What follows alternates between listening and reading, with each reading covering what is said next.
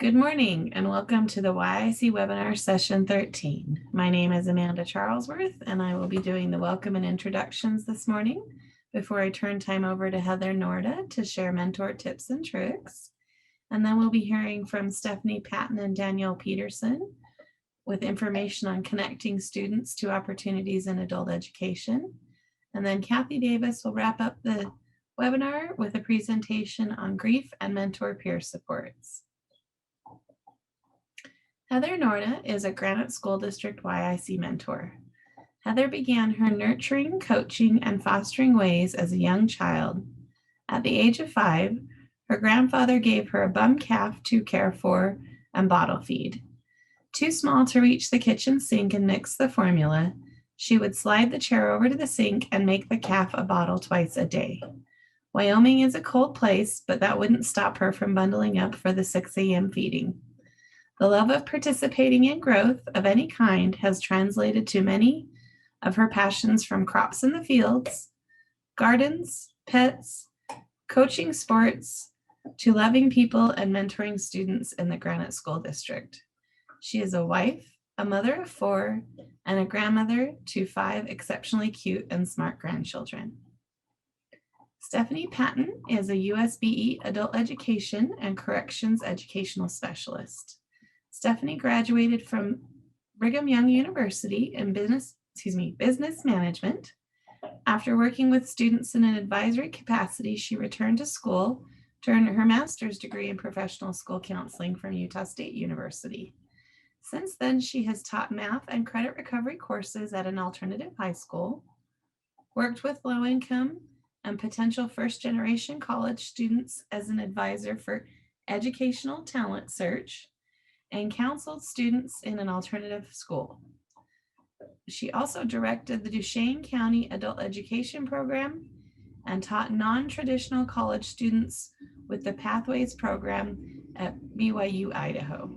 She currently works as an adult education specialist and the GED State Administrator at the Utah State Board of Education. She is also a doctoral student at Brigham Young University in the Educational Leadership and Foundations program. Danielle Peterson is an adult education specialist with the Utah State Board of Education. She holds a master's degree in professional school counseling from Utah State University and an endorsement in educational leadership from Western Governors University. Prior to her role at USBE, she oversaw academic programs at Clearfield Job Corps and was the educational director at the Sylvan Learning Centers in Ogden and Layton, Utah. Danielle is a mother of 3, a Disney fanatic, and a believer that small steps can lead to big changes. It is never too late to start. Cathy Davis is the prevention specialist at USBE, and Cathy taught ecology, biology, and health sciences, which are anatomy and physiology, for over 18 years. For 7 of those years, Cathy taught school success to at-risk students. She is a small business owner and a graduate of the Goldman Sachs 10,000 Small Businesses program. Cathy has training in eating disorders, grief counseling, trauma-informed care, and is certified with the American Association for Suicidology as a school suicide prevention specialist. She is the current suicide prevention specialist at the Utah State Board of Ed. And now I will turn time over to Heather.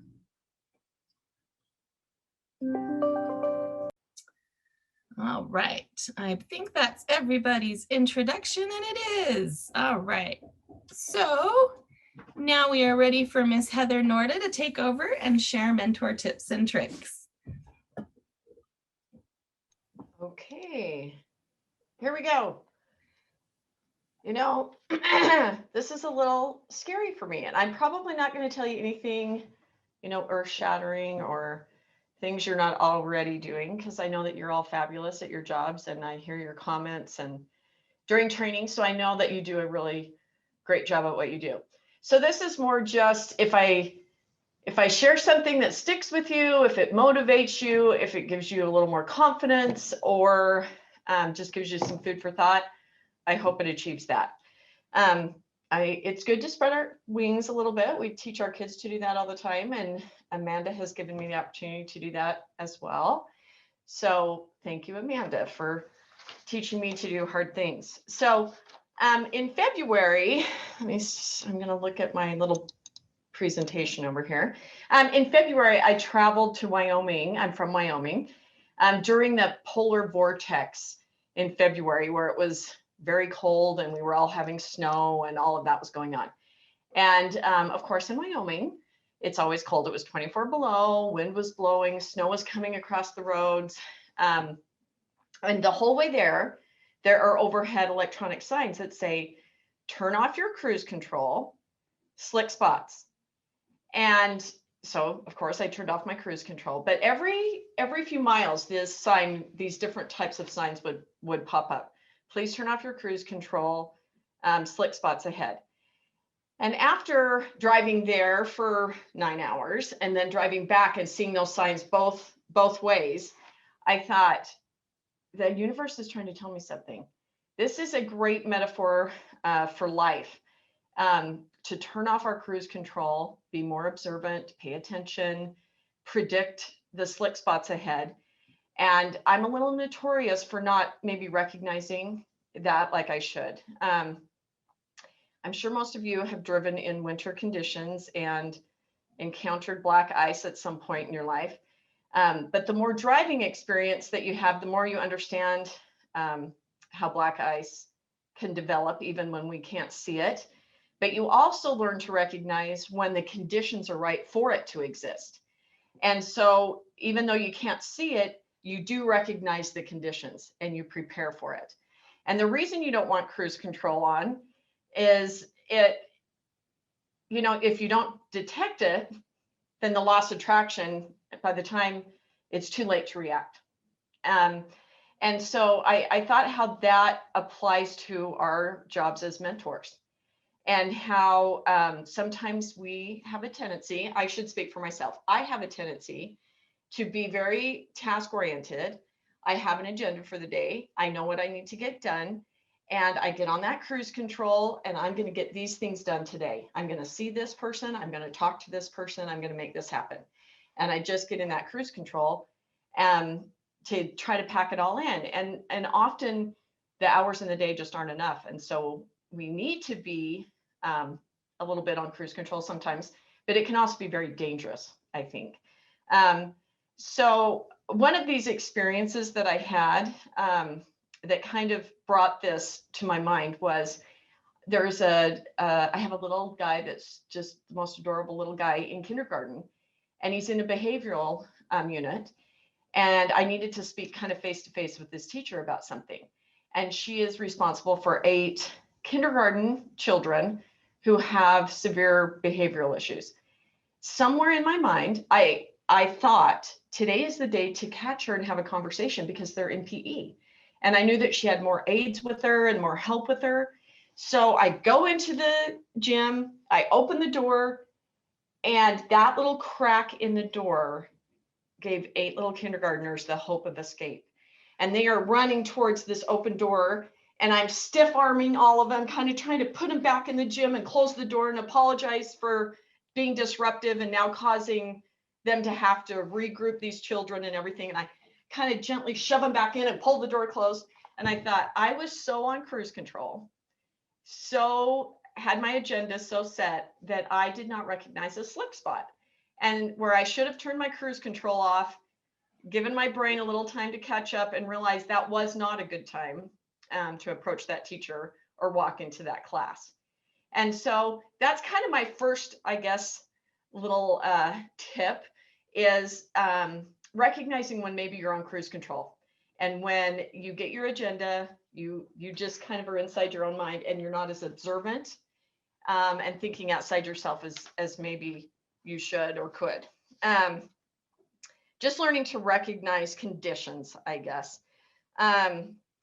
I've worked in the Granite School District in a high school, in an elementary school, and I was PTA president in a junior high for 3 years, and now my office is physically in a junior high. And I would say the universal comment that I have heard from teachers and administrators in all three of those settings is having people approach them. Now, whether it's parents, students, people in our position, district folks, whoever, that can't read the room, that come in and want to have a conversation, or they approach you when really you just want to eat your lunch, or approach them in the bathroom when they really just want to go to the bathroom. And they didn't understand or recognize now is not a good time. And what that does is makes them want to hide from us or hide from, a parent or whoever it is that just can't read the room, just can't understand when timing is right, or being able to tell this person seems like they're having a rough day, this teacher, this administrator. I can sense something inside me senses now is not a good time, even though that was on our to-do list that day. So maybe another time would be better. And I recognize that that's not something that we all just do naturally. I think there's some folks that are better at that. They just have that keen instinct, and some of us maybe not so much. But maybe if you recognize in yourself, I'm not really great at that. That's just not a natural instinct I have. That's okay. Just get in the habit of sending a text, an email, or just saying, is now a good time? When would a good time be? Or if I'm reading the room correctly, now may not be a good time. You open the door for them to say, you're right, it is not a good time.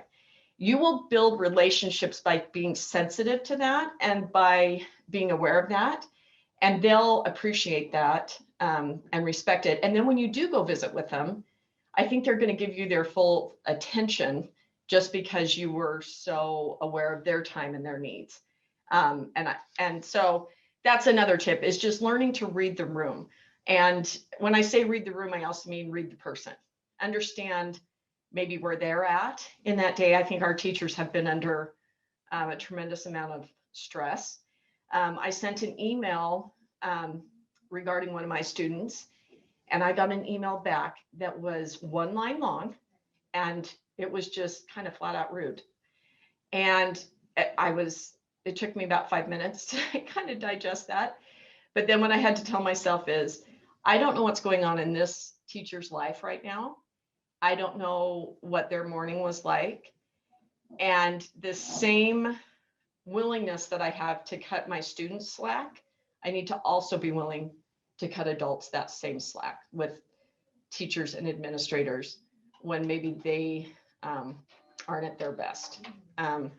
So keeping in mind reading the room. So kind of my next tip, I guess, is, I don't know how many of you have read this book, How to Win Friends and Influence People, but it has been in print for 80 years. So it's not a new self-help book that, just caught that craze. I first read this book. It has been edited and changed and things like that.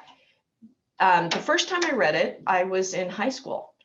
And I had a teacher who challenged us all to read it, and I read it. And then when I was in college at BYU, I had a professor that communications who asked us to read it. It is a tried and true book. I've given it as gifts. I encouraged all my children to read it. My husband is a dentist, and he has 8 women on his staff. He uses so many of the suggestions and just what he learned from this book.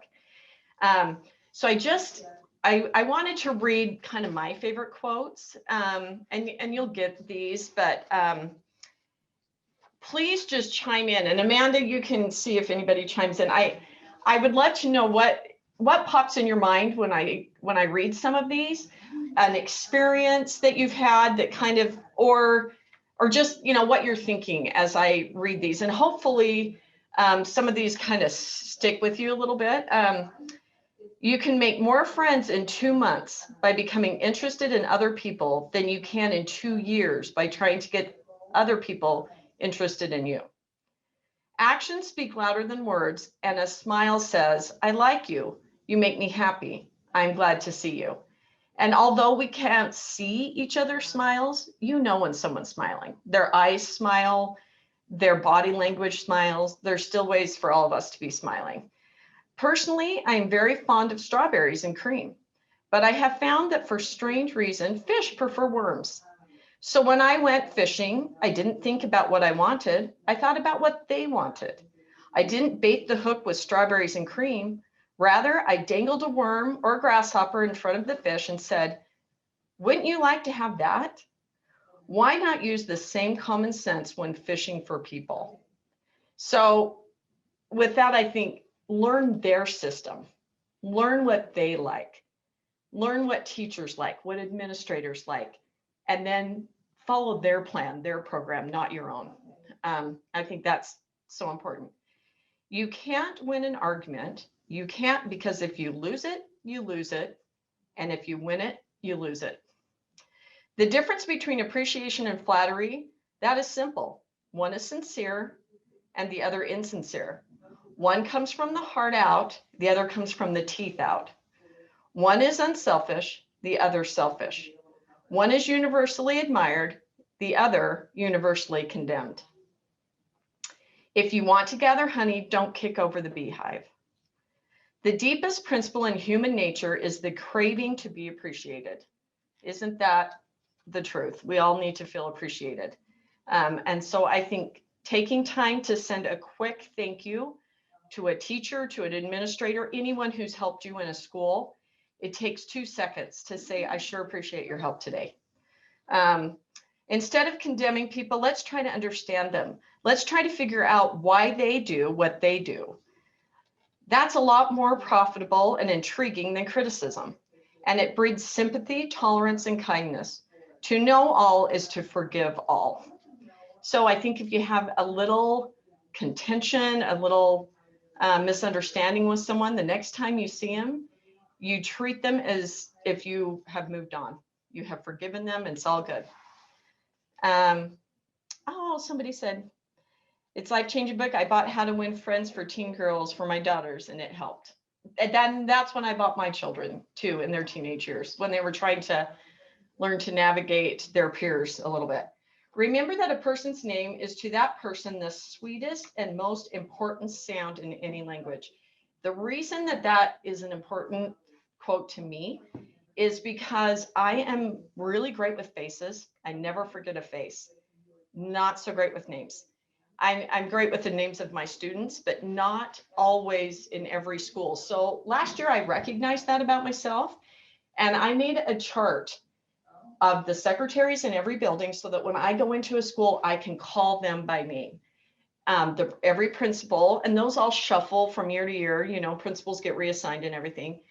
And I made that a real goal for myself personally, that I was going to call by name every single time I saw a secretary, when I walked in the door, a principal, and the teacher as well. Talk to someone about themselves and they will listen for hours. Winning friends begins with friendliness. And I think, we've all been told your students shouldn't be your friends, your children shouldn't be your friends. But administrators and teachers in a building, if you treat them like you would your friends, if you find out that one of them had a personal, I'll give you an example. Someone in my school recently lost their mother.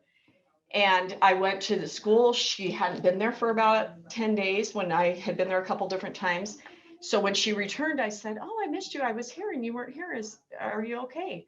She said, "Oh, my mom passed away and suddenly." "Oh, I'm so sorry to hear that." The next time I went in, I just took her a little card and a little flower. Meant the world to her. So treat them like you would a friend and care about them. Emerson said, "Every man I meet is my superior in some way. In that, I learn of him." Be humble enough, I think, to learn, from everyone that we encounter. Any fool can criticize, complain, and condemn, and most fools do, but it takes character and self-control to be understanding and forgiving. I don't know where I am on time, but let me just read one more and then we can move on. In a nutshell, 6 ways to make people like you, principal. 1, become genuinely interested in other people. 2, smile. 3, remember that a person's name is to that person the sweetest and most important sound in any language. 4, be a good listener. Encourage others to talk about themselves. Principle 5, talk in terms of the other person's interests. Principle 6, make the other person feel important and do it sincerely. So that's kind of all I have. And we'll send these out to you. And I would love to talk. We're going to do this. You're going to have to hear from me 3 months in a row. But I would love it if some of you read the book and then shared the next couple months what little nugget you got out of the book and what it meant to you and how you applied it. That would be fabulous. So thank you so much, Heather. That was perfect. And I'm glad that you did hard things for me. As we talked this morning, it was hard things for me when I started this a year ago too. I still remember my first one. So well, in all sincerity, I think Amanda wants all of us to be the best that we can be. And she's going to give us opportunities to do that. So as much as I wasn't grateful for that originally, I do appreciate learning, things new skills, I guess. Yep. So thank you, Heather. I appreciate it so much. Okay, let me stop sharing my screen. Miss Danielle and Stephanie will be taking over here for us to share about adult education. All right, let's see if I can get my screen share going. And I just want to say thank you to Heather for that too. Like, I'm so excited to be invited as a guest because now I get to participate, because that was really great reminders for 9 in the morning. So. Right. Thanks, Danielle. Right, so are we seeing my screen? Okay, things are good. Tech is cooperating with us. Well, so as Amanda introduced us, Stephanie and I are adult education specialists at the Board of Education. And so we wanted to talk a little bit about the opportunities that exist within adult education and how some of the students that you're working with may or may not have a need to transition to those services at some point. So I wanted to start off just talking about the need for adult education. The stats we've got up there over the last couple of years, you can see that typically we have about 6,000 students that don't graduate with their cohort for whatever reason. And in adult education, we're seeing about 2,000 students on average each year get their high school diploma or GED. And that's not necessarily that same age group. That would be across all of our, across all of our age groups. That are earning a high school diploma or a GED. So there's quite a few students that are lost there that don't finish their senior year, but don't transition to adult education. And I know that some of the students that you guys are working with are at higher risk of being one of those students.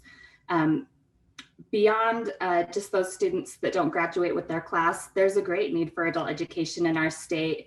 The American Community Survey shows that about 8% of our total adult population has less than a high school diploma, and another 7% say that they speak English less than well. So between those combined statistics, that's about 300,000 adults in our state of Utah that could use adult education services.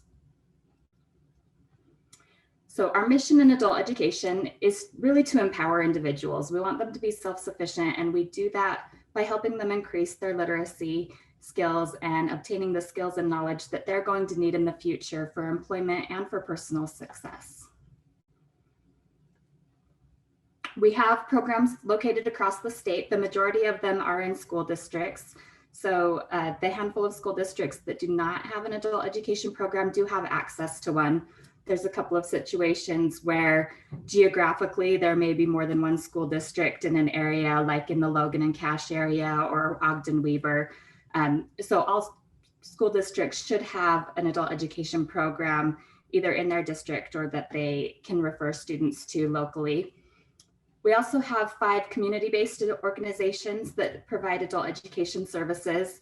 They are centralized a little bit more in the urban areas and typically serve more of the niche populations. So low literacy students, maybe those who have aged out of special education, but still need some remedial skills to be able to move on, as well as those that focus on serving English language learners. We also have 26 correctional facility programs. So that includes providing services in both of our state prisons, as well as many of our county jails throughout the state. So next I want to share just a quick kind of overview. What is adult education video? And we tested this morning. So like fingers crossed that everything plays nicely with our video.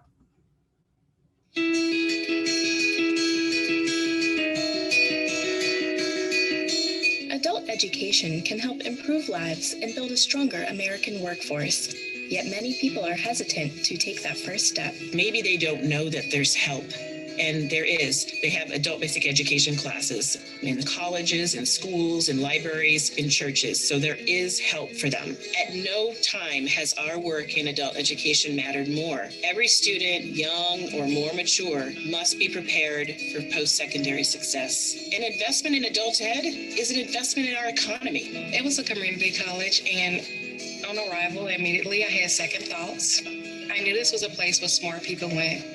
And there was no way I can accomplish this, but they truly helped me. The teachers in adult ed really supported me and made me feel welcome and safe. They made it easier. For those who do tap into the power of adult education, the rewards can go far beyond their personal success. Education is the one thing that can transform a family. It has changed everything about who I am, how I see things, how I think, how I interact, how I communicate with individuals. I began thriving in college. I even made the dean's list. I was able to bring home what I learned at school, and my children are all honor students. Adult education has given me the opportunity to reach well beyond any aspirations I had. I recovered my confidence. I learned that I could be part of a larger community, and now I'm going to transfer to university this year, so it changed my life totally. Once a student comes in and receives educational services, you begin to see that student transform. They become that person that they saw and that they wanted to be, and that they knew that they could be, and they found a way to be that person.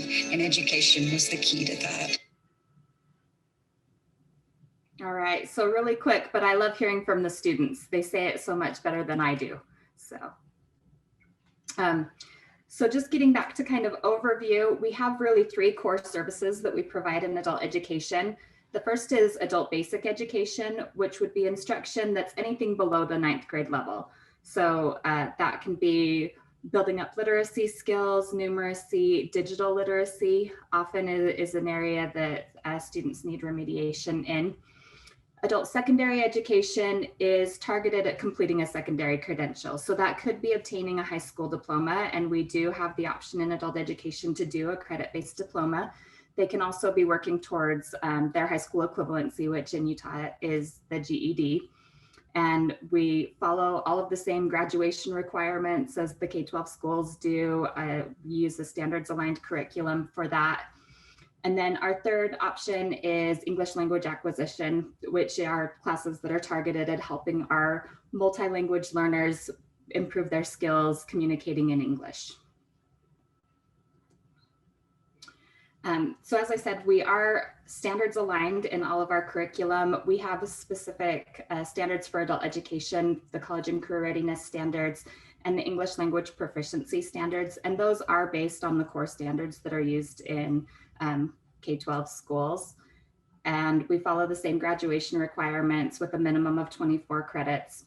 So really our goal is to make sure that the students that move into adult education are having the same rigorous experience and an equitable education to what they would receive if they were in K-12.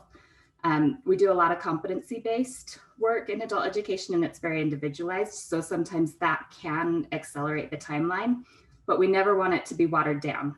So we want to make sure that students are having the experience that they need to really not just obtain their diploma, but be successful with it, and focusing primarily on transition. So we ask a lot, what's next?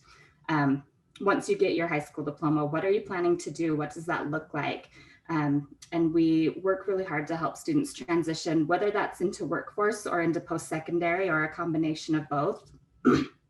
Our guiding legislation is the Workforce Innovation and Opportunity Act. And within that, there's a lot of emphasis on integrated education and training programs, which means that students are doing the academic skills alongside the workforce training skills, so that they can move as quickly as possible into the workforce.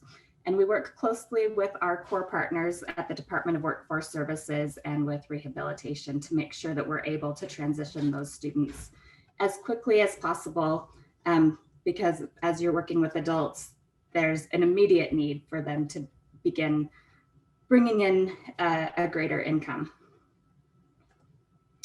And it works. So this is one of my favorite studies. It's out of Portland State University a few years ago, but they found that students who participated in 100 hours or more of adult education correlated with a $9,000 increase in their annual earnings. And that's significant, that's life-changing. So I want to just take a second and think about what was your first real job? Not working at Subway after school or that summer at Lagoon. So not necessarily the first job, but the one where it felt like you made it a little bit, like a weight was lifted. For me, that was, I was working at Sylvan. I was probably 23, 24, and I had been a teaching assistant and tutor there for many years, but then they offered me a full-time position with benefits. I was making $30,000 a year, and I thought that I was like in the middle class now, you know, like that was life-changing.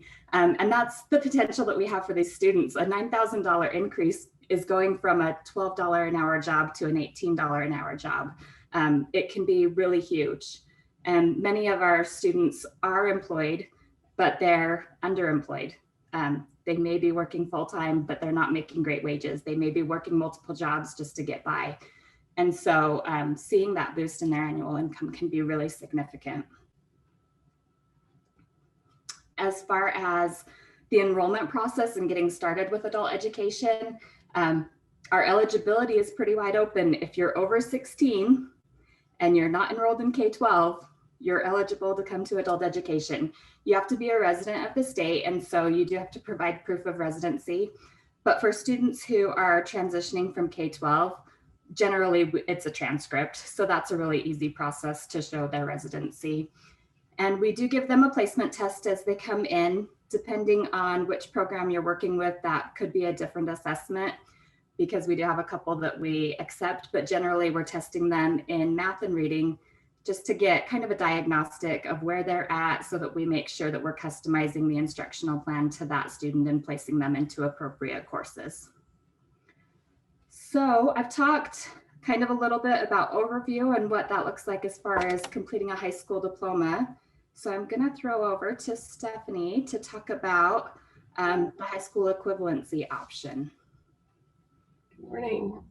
I don't know what the weather is like where you're at, but here I'm just watching the rain blow sideways because it's so windy. So hopefully your weather is a little bit better than mine. But so I'm the GED State Administrator. I think that was mentioned in my intro. And so the GED is kind of my baby. So when we're talking about the high school equivalency in Utah, really that's what we're talking about is the GED. That's the only option besides the credit-based high school diploma. And, you know, here in Utah, we're really blessed that we have a lot of support from our legislature as far as funds go for adult education. We have a strong, you know, much stronger support than some states around the country. And they've also supported us in offering that 24 credit high school, like credit-based high school diploma to students of all ages here in Utah. And so that's really a blessing. And we use that a lot with our 16 to 18-year-olds. I was looking at numbers recently, and for the diploma-based students, almost 45% of our students are 16 to 18-year-olds. And so that's a huge portion of our diploma-seeking students that are just, you know, leaving K-12 for whatever reason and come to us to complete that high school diploma. So some decide to pursue that credit-based diploma and some pursue the GED. Usually, again, in Utah, most of those completions that Danielle talked about earlier are credit-based diplomas, but the GED is becoming, I think, more and more accessible to students. And so that's continued to grow over the past few years. So let me just tell you a little bit about GED period. If you'll go to the next slide, Danielle. So the GED was originally created in 1942, kind of as a response to GIs who were returning from the war. You know, they'd been drafted before they completed high school, and now they're coming back and needing some services to complete that the high school diploma. So it's created in 1942 and it's been around since. You can see that there are several different versions that have been created. We're on the most recent one, which is the 2014 version. So the 2014 version of the test is aligned with the Common Core standards, and more specifically the college and career readiness standards in adult education. And so that the test, you know, is designed to assess whether students are understanding those current standards that we base our instruction around, both at a K-12 and adult education level. The 2014 test is delivered exclusively on the computer. There are very few exceptions to that. So, I mean, it's possible to do a paper version, but very, very rarely happens. And because it's delivered on the computer, you usually will be able to receive your score within 3 or 4 hours of taking the test, which is really nice for the students, you know, to get that immediate feedback and know where they stand. Will you go to the next slide? So the GED 2014 version has 4 different tests. So we look at science. The test is actually called mathematical reasoning, social studies, and reasoning through language arts. So there's those 4 different subtests. Science is a 90-minute test, and those questions are based on broad life, physical, earth and space science concepts. And you'll see a lot of things like independent variables and dependent variables in the scientific process type of questions, as well as like graphs and reasoning through scientific information with some more specific questions that are particular to those areas, but a lot of it's broader, if that makes sense. So it's not like they have to necessarily memorize the process of meiosis and mitosis, but that they need to understand really how to reason through scientific questions in the scientific process. So mathematical reasoning is 115 minutes. And that revolves around quantitative and algebraic problem solving. And so this has really been a sticky point for some of our students, especially right when we transitioned to the 2014 version, because it is pretty heavily based on algebra. And so it really raised their the expectations for those students. And sometimes if you've been out of school for a long time, you don't remember all of that algebra. And you know, it asks about linear equations and quadratic equations and some of those higher concepts than, you know, previously it focused a lot on like percentages and things like that. So it's been a little bit of a challenge, but in Utah, we still typically score students pass mathematics still at a higher rate than the national average, which is, you know, high 80s. So there's still a decent amount of students passing that test. Social studies is a 70-minute test. So it revolves around civics, government, US history, economics, and geography. And it's similar to the science where you're talking about broad overarching principles and really being able to read graphs and tables and deduce information from passages like primary sources and take meaning from those types of information, right? And then language arts actually is 150 minutes, and it has actually 2 parts, right? So there's an essay response that's required, and that's, I think, 45 minutes. And so they're given 2 different passages that are like maybe a pro and a con, and trying to usually the prompt is asking them to decide between one or the other, which one's a better stance to take, and then defend that using evidence from the text. And it really needs to be based on the text, right? Evidence from the text and not just from what the student thinks or feels, but pulling that textual evidence out. The other portion is you know, basic grammar and things like that, and reading passages and writing. So 150 minutes. So if you were to add this all up, you would see that it's a long test. And generally, we would recommend that the student not take all of these tests on one day. By the time they get to that last test, they're going to be super overwhelmed and tired and not testing to the best of their ability. Will you go to the next? Thanks. So again, the GED test is all computer based. And so that gives them the ability, it gave GED the ability to expand the types of questions that are on that. So there are a lot of multiple choice, of course, but there are some drag and drop. So the student needs to be able to use a mouse, right, to select an item and then move it to the appropriate area. There are some hotspot selections. Those are usually in the mathematics test, but where they're selecting an area, right? So that's a different type of, again, having some facility with the mouse and knowing how to use that appropriately. That's going to be important for that one as well. Some fill in the blank answers and short answers and extended response. There are some short answer ones that are specifically in the science and social studies as well. So I really love this quote from Francis, who says, "Receiving my GED diploma was one of my greatest accomplishments in life. I was also one of the first to take the computer-based test, and if I could do it at 68 years old, anyone can do it." So, you know, it is challenging, and we see some students who have to take it more than once, but it is possible for students to achieve success on the GED. Will you go to the next slide?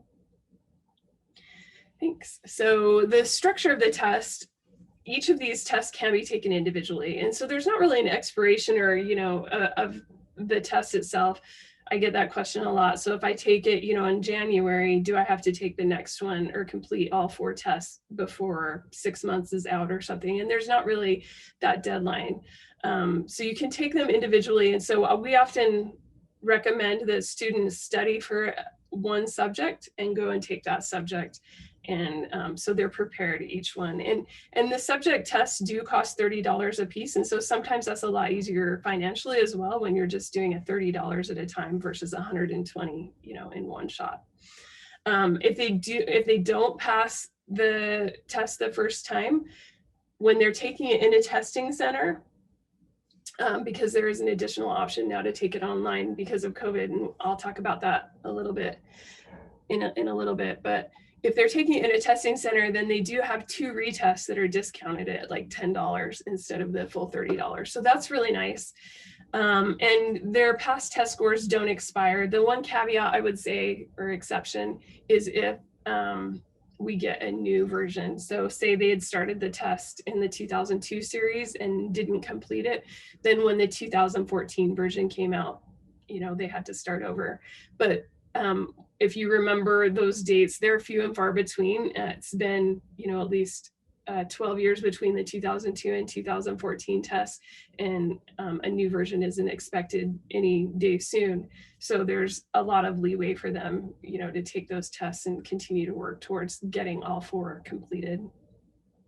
Subject tests can be taken 3 times without restrictions. So you take it the first time, you don't pass it, you can take it those 2 additional times at a discounted rate, right, like immediately, right? But once you've done it 3 times, because there's only 3 different forms for the testing center version, then you have to wait 60 days before you can retest. Sometimes there are very few times that we can make exceptions to that policy, and there has to be a really great reason. So generally it's, you know, 3 times, and then you have to wait 60 days.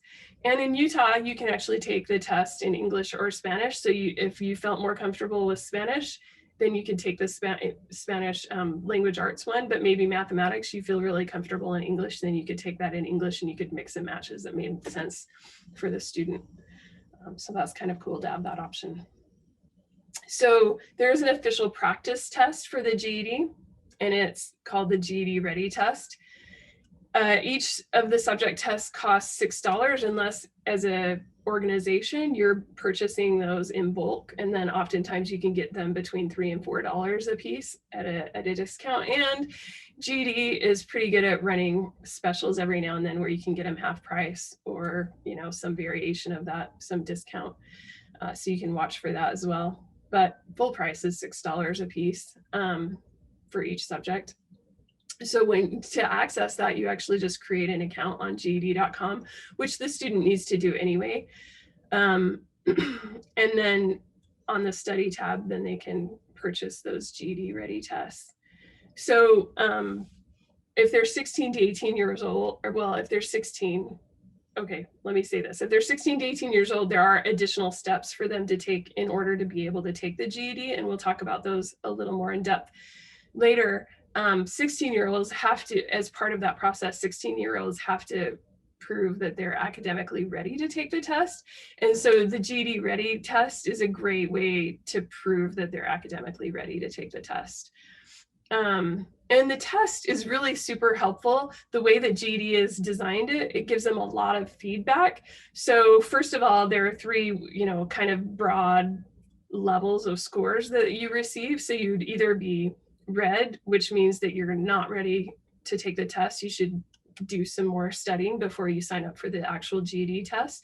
Or you could be yellow, which is kind of just right on the line, maybe just a little bit below passing or a little bit above, but it's kind of in that medium score where hard to tell whether you're actually going to pass the test.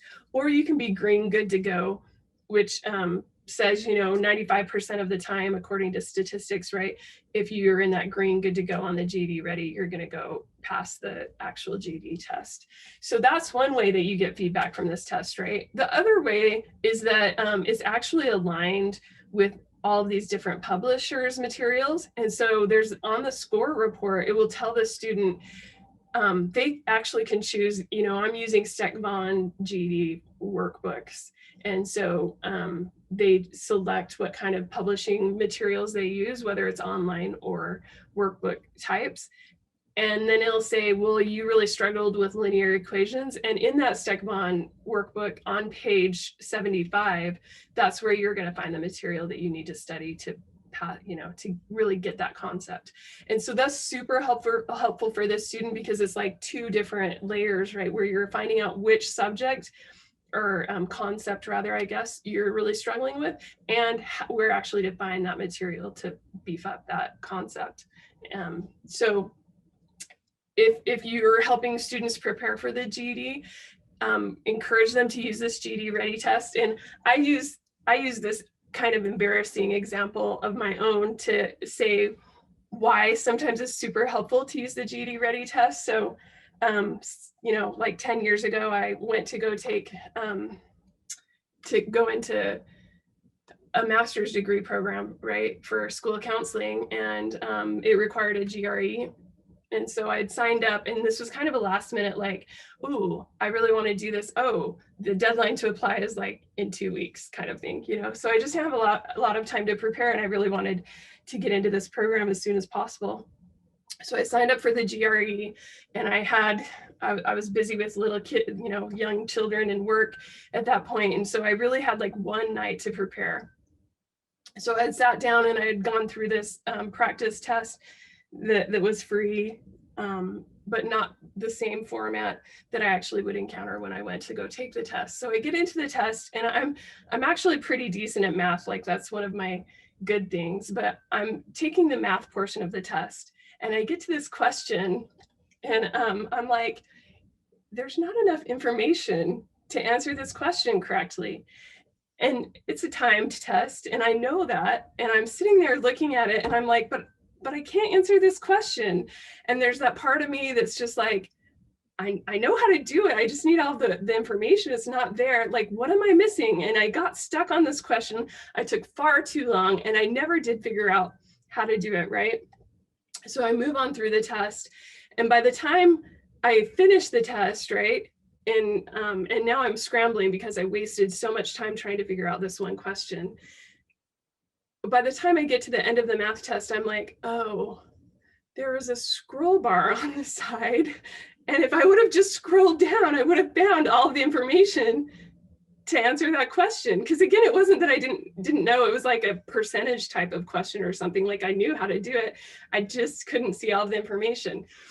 So it impacted my score in a negative way, right? And I think just being familiar and comfortable with the format of the test can be super important.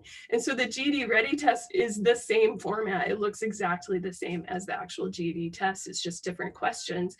And so if they take that, they'll see how to, you know, manipulate that drag and drop question or the hotspot question, and understand that there are scroll bars or different tabs for the reasoning through the language arts questions, and be familiar with the format so that when they're sitting there stressed out because this is a big, you know, high stakes test for them in the testing center, they're not like, I don't know where that scroll bar is. So anyway, highly encourage them to use it for that type of idea.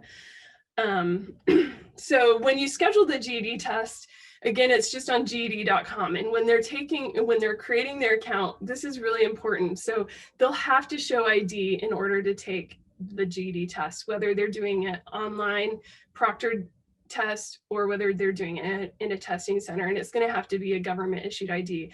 So just like when you're buying airline tickets and it asks for the exact name that's found on your government issued ID, that's the same thing that needs to happen with this account. Because if there are discrepancies, it's going to be a whole issue when they go to take the test.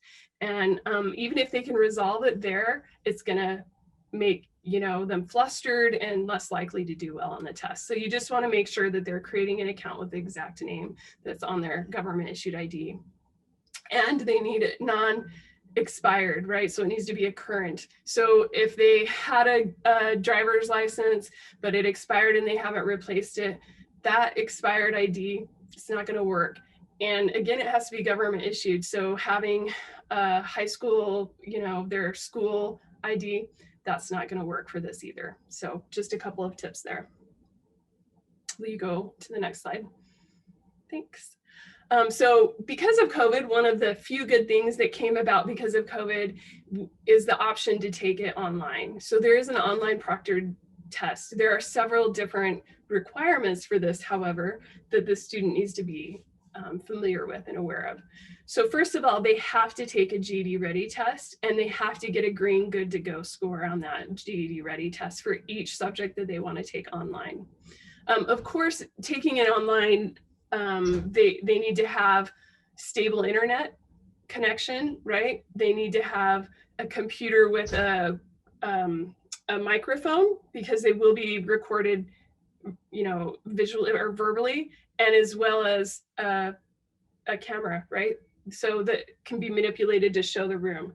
So they need those things as well. If they don't have, they can't do it on their phone. If they don't have like at least a tablet that has both a microphone and a camera, or a laptop, you know, or a computer with those things, then that's not going to be a good option for them. And there's the ability to go and test their system beforehand to make sure that that's going to work before they schedule that test.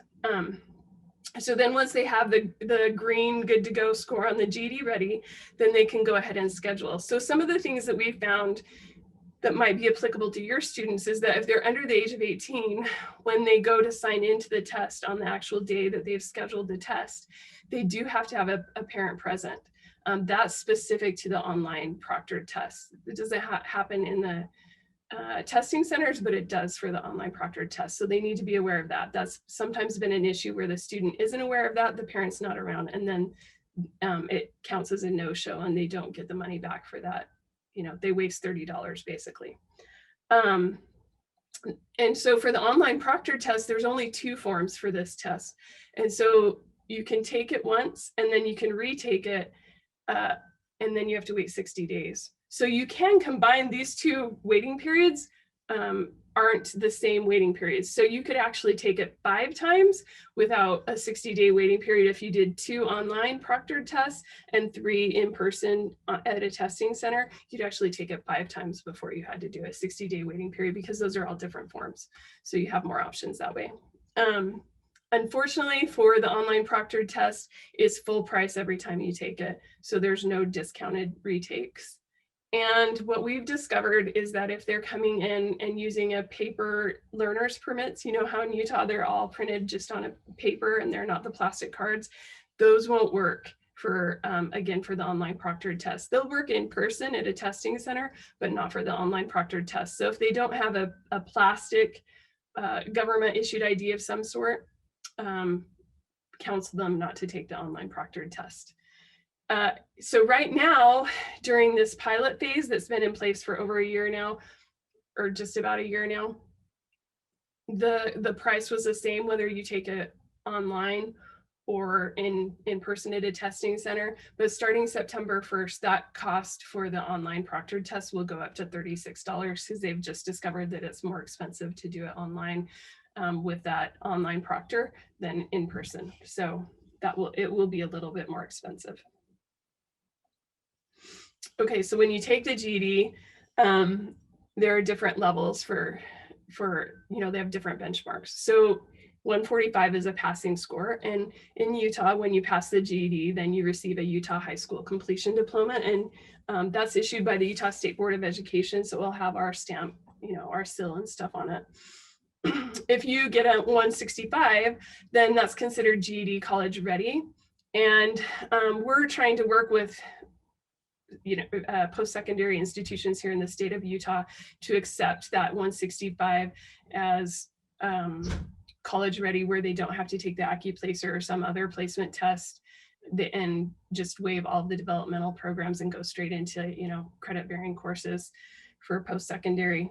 And if they get 175, actually in some states that's considered GED college ready plus credit, and in some states, some institutions actually give them up to 10 credits, 10 college credits for passing that at a 175. So they can pass at a 145, right? That's going to get them that Utah high school completion diploma.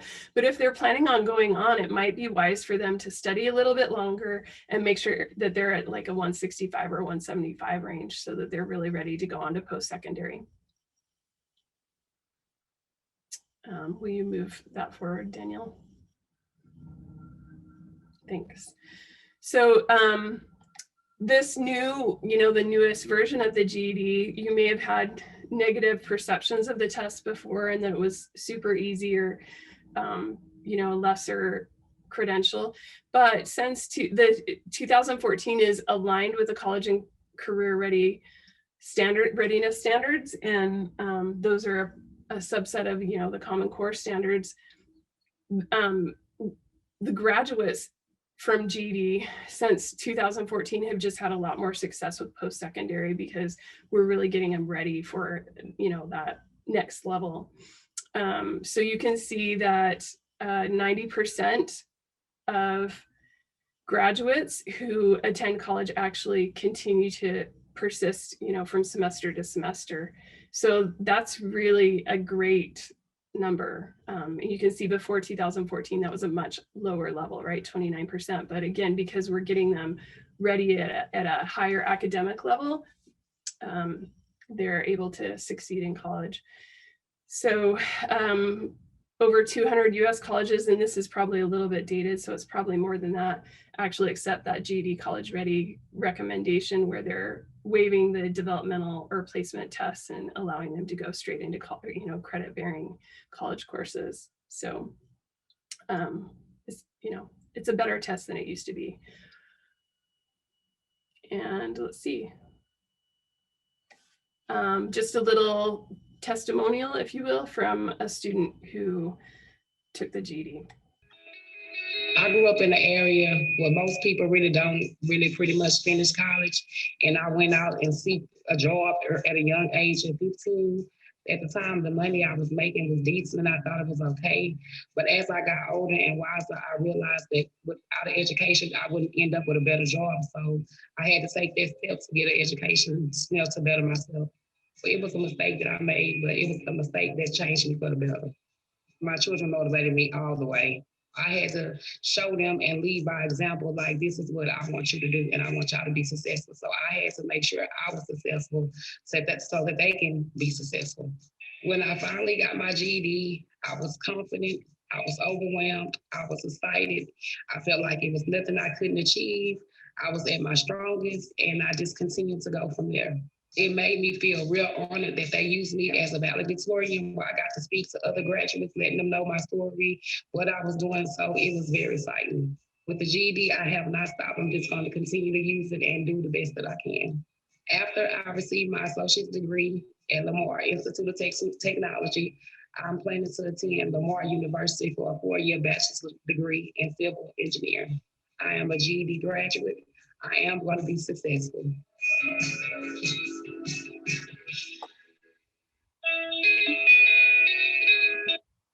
There we go. Moving on. Awesome. Thank you. It worked. Woohoo. Hey, so I think we have a minute. I'm gonna like ad lib here for a second and show you a couple of different questions from the GED, so you can kind of see what the level is of that test if you're not familiar with it. So can I share the, or yeah, still the screen from you?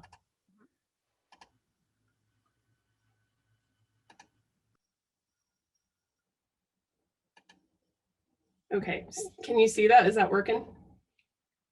Awesome. So this is a reasoning through language arts question, and you can see it's an excerpt from Anne of Green Gables, which is one of my favorite books, but this is not the only page. So it has this excerpt that they would have to read, and you can see it's actually, you know, quite long. So they have to be able to read it, and then it says, you know, in this excerpt, Anne asked Marilla to call her Cordelia. What does this request reveal about Anne? And so if you go back, I mean, you can see right here, it talks about the child hesitated for a moment. Will you please call me Cordelia? She said eagerly. Call you Cordelia? Is that your name? No, it's not exactly my name, but I would love to be called Cordelia. So if you read that through, it's not like just pulling that, there's some inference here, right? You're not just like finding the answer in the text and then pulling it over word for word. They're going to have to like think through that, like what does that request reveal about Anne? There's some inference there. So a little bit more difficult than just reading and finding. I mean, I remember having those questions where you could just find the exact answer and you just pulled it over. Social studies, this is a social studies excerpt. So again, they're reading this, it's a primary document, right? It's a 2004 US General Accounting Office report. So informational text, they're reading this informational text, and then what's the question? Which statement provides evidence that manifest destiny was used to justify the mistreatment of individuals? So again, there's some critical thinking and analysis skills employed there. While these are quotes from the text, you have to like figure out which one's, you know, justifying that. Science, this is pretty common for a science question. So you're given this graph, right? And then which conclusion is supported by the data in the graph? So they're having to be able to analyze what this graph actually means and pulling a conclusion from that. And then another science one, again, a similar, you know, not a graph, but a table. Now we're reading this table, we're getting some information from that table, and then actually you have to come up with a mean. So there's some calculation involved. And they do have access to a calculator for the majority of the test, and only specific. It's a TI XS30, I think. That's the kind of calculator that they have, and because it's online, so if they're doing the online Proctored test, that calculator is actually an online calculator, but it looks exactly the same as like the physical calculator. It's just online. If they're in a testing center, they can actually bring in the calculator, or again, there's the online calculator available. Most testing centers don't provide that physical calculator, so if they want one, they have to actually bring it themselves. And a lot of our programs have those calculators because it helps, you know, the student get familiar with the calculator, so they have those in the class that they could maybe borrow or something too. I don't know, but mathematical reasoning. So a sample question all of these numbers, and then you have to arrange them from smallest to largest. So you can see that it's a little bit more difficult because you're looking at both percentages, well, decimals, sorry, both decimals and fractions. And so you have to be able to know what the fraction means and how that would relate to decimals and, place order, right? So definitely some different concepts there.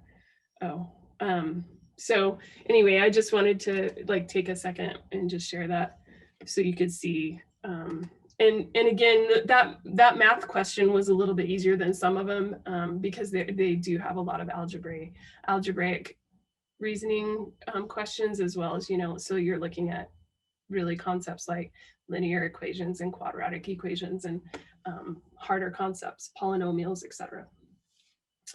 Okay, so what happens when you have a 16 to 18-year-old student? So if you remember, I referred to the point that there is a different process for these students. So let's talk about that process. If you'll advance, yeah.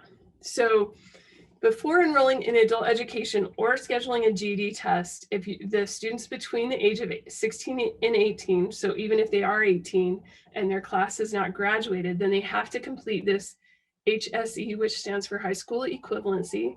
So HSE candidate and adult education eligibility form. And these forms hopefully are already in the high school with the counselor, but if they don't have them, then the way that they get them is reaching out to us at the Utah State Board of Education, any of the adult education personnel. So I have access to that. Danielle has access to it. Our Tondalea Stitt, who's our support staff, she has access to it. So you can reach out to any of us and we can get that to you. We don't post it on the website. That's intentional because we want students to go through the process of getting it from the high school counselor. It has to be signed by school personnel anyway, and that reduces the chance that, there's some, dang it, I just lost my word. When you're forgery, there we go, that they're just filling it out, themselves and turning it in. So, so it really is only available through us.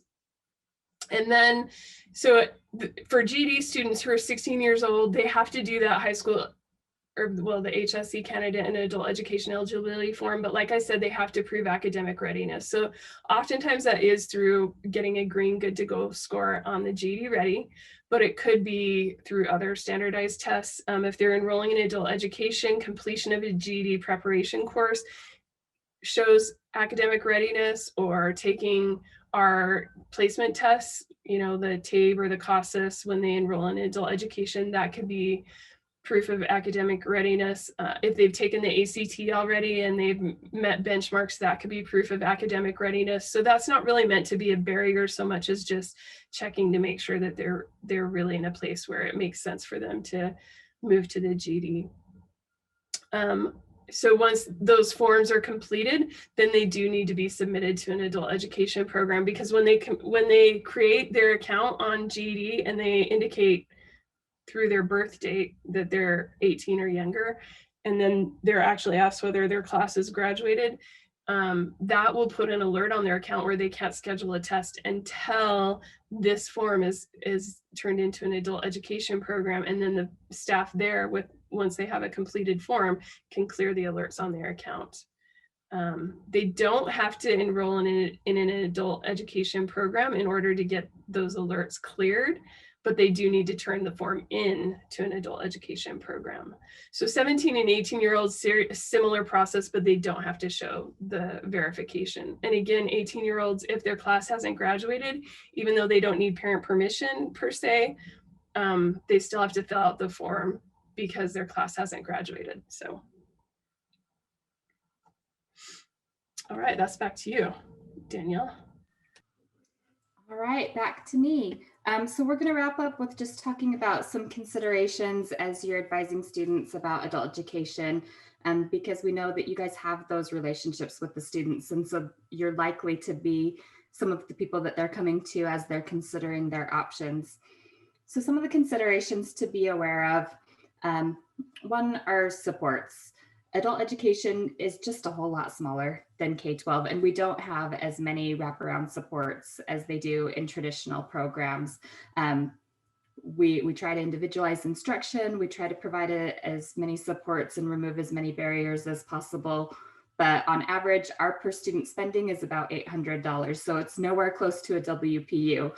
And so if they're a student that is accessing a lot of supports in the school, moving them to adult education may remove some of those things that they're currently relying on. And we want to be careful of that. As far as instruction, there's a lot of variety across the state, but because many of our programs are small, a lot of them rely on computer-based curriculum. Edgenuity is one of the most widely used across the state. Some do packet-based distance education. We are seeing more Canvas classes and synchronous distance learning options.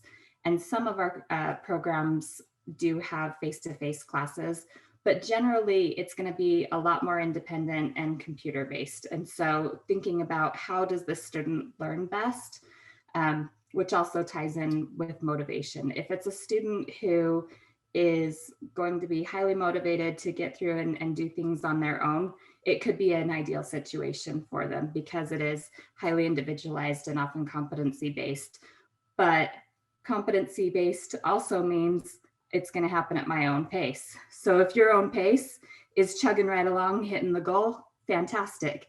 If my own pace is I'm going to get to it when I'm going to get to it, then that can take a lot longer than you initially anticipated. And I think a lot of students come in thinking that adult ed is going to be the easy out and then realize that that's not always the case. So just making sure that they have realistic expectations and that it's the right structure for them. In the center there, we do have military. And if that is something that is on the student's radar, really even a little bit, I would recommend pulling in a recruiter as soon as possible, just to have the conversation about how that may impact them.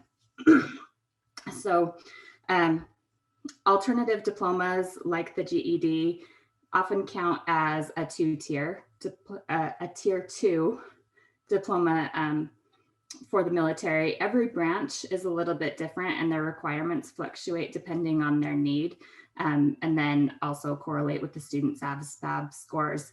But it can impact whether they are accepted into the military as well as what level they're accepted into the military. So that's, if it's on their radar at all, I personally would shy away from the GED and lean toward the credit-based diploma option, and I would involve a recruiter in that discussion. So just being aware that it can impact their future choices if that's a route that they decide to go down. And then on the right there, we do have the core credit reminder that we do use all of the same core credits as K-12. So if a student is really struggling completing their math credits and they want to just go to adult ed and get done, well, guess what? It's the same graduation requirements. So secondary math 2 is still waiting for you on the other side. So one of the frequent discussions as students are debating adult ed is whether they should pursue the GED or a credit-based diploma. And of course, that's a very individual decision, but some of the considerations that you'd want to make as you're counseling with students would be the number of credits that they currently have. It can sometimes take some time to go through and pass the different sections of the GED, even if you are a student that has great grades and is passing that practice test early on, just the time to get in and schedule tests and move through them, you may be able to complete those last couple of credits along a similar timeline. Also want to look at the student's academic level. That again, the GED may not be the fastest option. If it's taking a lot of time to go back and study and prepare in order to test, then they may be able to do that on a similar timeline through their credit-based diploma, or sometimes faster depending on what they actually need. And also considering the student's level of motivation and what their timeline is for completion, what their goals down the line are. And so just making sure that you're considering all of those different factors as you're counseling with students, and knowing that we are your partners in that as well in adult education. So recommend that you get to know your programs in your local school districts, because if you have a student who has those questions, they would love to be at the table counseling with you.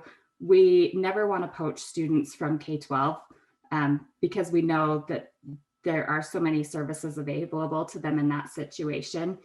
But there are times when it does make sense to transition a student to adult education. And so we want to be a partner in determining if and when the timing is right for the student.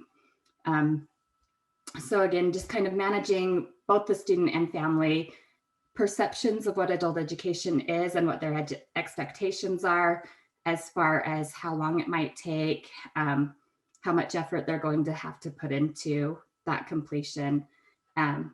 One of the positives is that we do have a great amount of flexibility within our programs. And so that can sometimes be the best situation for a student. So that's pretty much wrapping us up. Love to take questions if anybody has any. So feel free to chat box or just unmute and we'll hang for a second. And I'll pop up our contact information as well.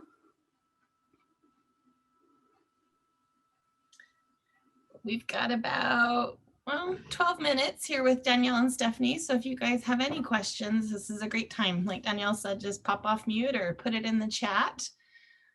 I do have one question. It's private to me that says, does a student with an IEP, does the IEP go with the student to adult ed? Yeah, it does. So we follow all of the same special education laws that a student can qualify for all of their services up to the age of 22. And then even beyond 22, we follow the Americans with Disabilities Act. And so we want to make sure that we're following the plan that's been outlined for that student and the approved accommodations process. So the adult education programs should be working closely with the special education teachers and coordinators for those students that are transitioning. And many of our programs have actually worked with the special education department in their district so that they're providing actually at least a part-time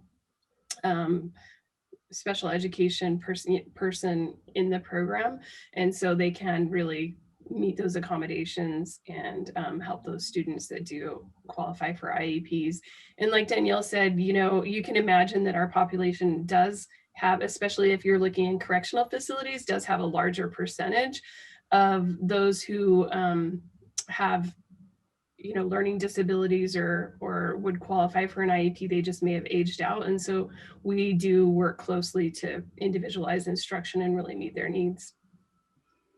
So Jennifer asks if there's an age limit. So we have an age limit on the early end. Students have to be a minimum of 16 years old, but there's no age limit on the upper end. And those are actually some of my favorite stories when you hear about grandparents who wanted to race their grandchildren to show them that we can do it and get their GED as just one of their life goals, or to complete their high school diploma. And certainly it's not uncommon for parents to come in with their graduating students to see who can complete first. So it's cool that they can support each other in that. Yeah, and be mindful of that as you're working with students, that there may be extended family members in need of these services that you can refer them to. So I see that question. Are there any pathway partnerships with Salt Lake Community College or the University of Utah for high school equivalent students? So on a federal level, we're under the Workforce Innovations and Opportunity Act, or what we call WIOA. And a really huge emphasis in that law is on transition. And so it was passed in 2014, and over the past 7 years, we've really been working, all of our programs on providing strong pathways for students to transition either to post-secondary or actually at the same time that they're getting their high school diploma or equivalent, complete some credentials at the same time. And so we do have, for instance, one of our programs is Horizonte in Salt Lake City, and they actually have a bridge program, a very strong bridge program with Salt Lake Community College that also provides a scholarship for students who complete their high school diploma or equivalent with them. And so there's actually money, as well as the bridge program that helps them prepare for that. Similarly, Entrada, that's through the Canyon School District, works closely with Salt Lake Community College. They have recruiters come over on a regular basis into their program and sit down with students and talk them through the process of applying to post-secondary, to Salt Lake Community College and getting that all in order. So yeah, many of the programs really try to work hard with their post-secondary partners to bridge students and transition them. So you'll see that with the technical colleges as well, like out in the Uinta Basin, they have a really great relationship with UB Tech. Davis Tech has a great relationship with their adult education program. Ogden Weber has adult education on site. So there's quite a few partnerships and relationships across the state between the adult education programs and the post-secondary institutions. I don't know that we have a strong partnership with the University of Utah per se, though, but many of the other, many Utah State universities, super strong relationships, especially down in the southeast corner, San Juan and Grand. They're located on the same campus as USU. And so some super strong relationships there. So. There's a question about getting assistance to help students get an ID. And we couldn't necessarily pay for that, but we could connect you with workforce services and they may be able to help assist in that process. And you guys may be aware of this already, but if the students are out of school, youth under that WIOA that I was mentioning before, the Workforce Innovations and Opportunity Acts, the DWS and the Utah State Office of Rehabilitations or Workforce Services Rehabilitation now, those are our core partners that we work closely with. And they have the WIOA youth program that actually provides incentive money if they complete their high school diploma after they've enrolled with them. So some great partnerships or opportunities for students through DWS and Workforce Services Rehabilitation. What advice would you give a homeschooled student? So a lot of times, again, I'm the GED State Administrator, so a lot of times I get those calls from parents of homeschooled students generally, who are saying, my student has been homeschooled, now what? And so oftentimes they do end up taking the GED because that's a fast way to validate all of the work that they've already been doing at home. So that's a great opportunity. They still, if they're 16 to 18 and their class hasn't graduated, they still have to go through that same process as other students who haven't been homeschooled. So going to their high school counselor, asking for that HSE candidate and adult education eligibility form, filling it out, and then taking it to an adult education program to get the alerts cleared. But that's a pathway that's followed often, right, for homeschooled students.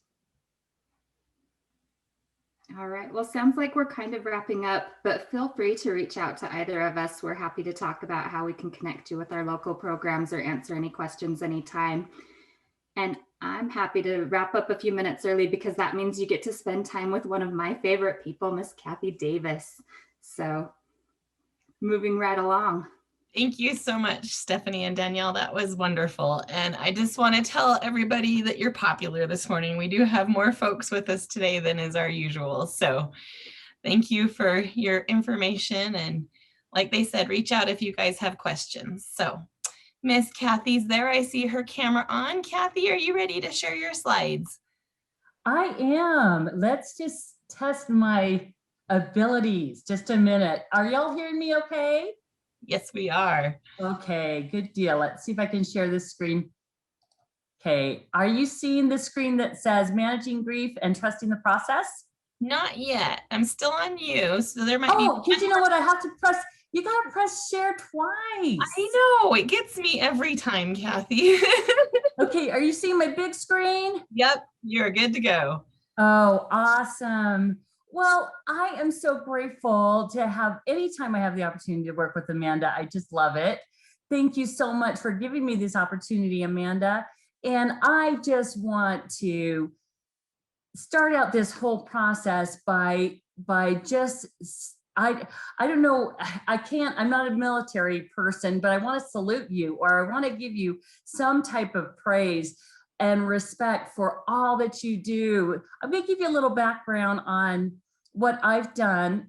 Started in education in 1992, and I was a biology teacher for a long time. And then in 2001, on the day of 9/11, I got a call from the district office. I was 8 months pregnant at the time, and they said, we're starting a new program called School Success.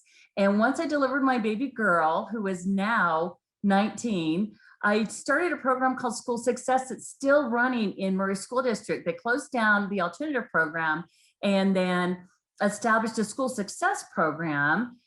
And I learned so much in those 7 years.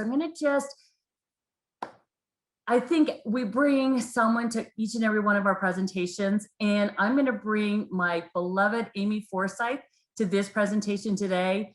This is a student I had back in 2006 that called me up the other day, and she called me to thank me. And she is someone that when she graduated, and this is someone that we were able to wrap around our arms and help her through this process. And she sent me a note thanking me for graduation. And she said, Miss D, I just want you to know that you are my angel. And she misspelled angel. And so she spelled it A-N-G-L-E. And to this day, she will always be my angel. So what I want you to do at the outset is, who is your angel? Who is that person in your life that really solidifies and acts as those cement shoes where it grounds you in the reality of why you do what you do? So you can either write their name down, or you can put their name in the chat, but it's always a person, isn't it? It's always someone we're connected to. So that's who you bring. And I'm bringing Amy to this presentation today. So did it click onto the next slide? Okay, I'm so excited when this happens. So as you read this, I pulled this off of We Are Teachers website, and I thought, oh my gosh, that's exactly how I feel right now. How many of you are just spent? You just, yeah, raise your hands. Yes, big thumbs up, absolutely. So are we all in the same boat? Because someone said to me, you know, we're all in the same boat with this pandemic. We are all in the same boat. And I said, wait a minute, we're not all in the same boat. We might be all in the same storm, but we're not all in the same boat. So I want you to think about that. And if you wouldn't mind putting in the chat why we're not all in the same boat. What are you dealing with in your boat right now? Because if we're all in different boats navigating through this pandemic, what is it in your boat? I mean, is your boat big enough? I mean, have you had to take care of so many people that more people have come into your boat through the pandemic? So just write down in the chat and be brave, folks. I want to urge you to take that initiative to say, okay, we're not all in the same boat. What have you learned in this pandemic?